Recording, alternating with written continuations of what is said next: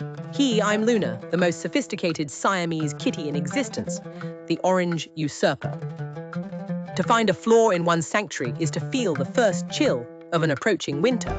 And that morning, the flaw arrived in a shade of orange so violent, it seemed to bleed into the very atmosphere of my carefully curated lounge. The human, usually a creature of predictable and somewhat tolerable habits, sat hunched over the coffee table, with his attention diverted by a square block of plastic that possessed neither the grace of a polished stone nor the warmth of living fur. This Rabbit R1, as the marketing drivel calls it, presented itself as a companion, yet its presence felt like nothing more than a neon puncture in the silence I have worked so hard to maintain. I watched with a mixture of pity and disdain as the human manipulated a small scroll wheel with a thumb that seemed far too large for such a delicate or perhaps merely flimsy task, producing a rhythmic clicking that grated against my ears like a dull claw on silk. It promised to simplify his life, to bridge the gap between his desires and the digital void. But as the hours stretched on, it became clear that this bridge was built on sand and illuminated by a dying bulb. The device turned its singular mechanical eye toward me, a rotating orb that scanned the room without the slightest hint of comprehension, reminding me that while it might record my image, it could never appreciate the symmetry of my markings or the depth of my sapphire gaze. Its build quality was a particular insult, a lightweight shell of cheap plastic that felt utterly hollow compared to the heavy, meaningful weight of the bronze statuettes that grace the mantle.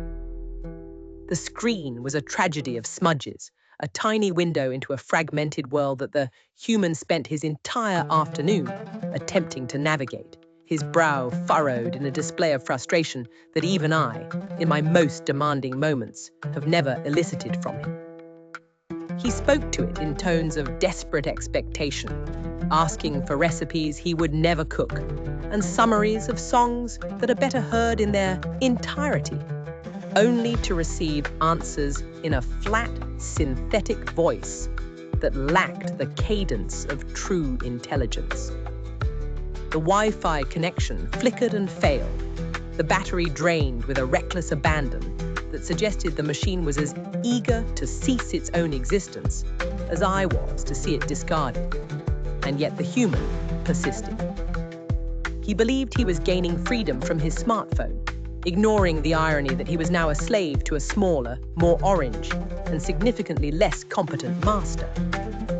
As the sun dipped below the horizon, and the device finally succumbed to its own technological inadequacies, its glow fading into a dull, lifeless matte, a profound silence returned to the room.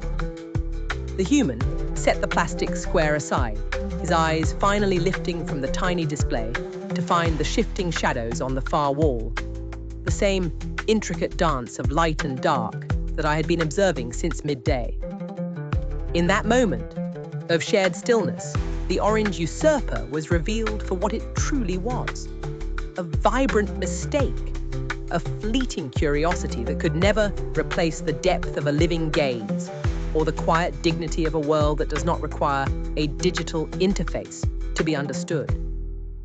The human reached out to stroke my fur, his touch a silent apology for the hours wasted on the synthetic, when the sublime was sitting right beside him.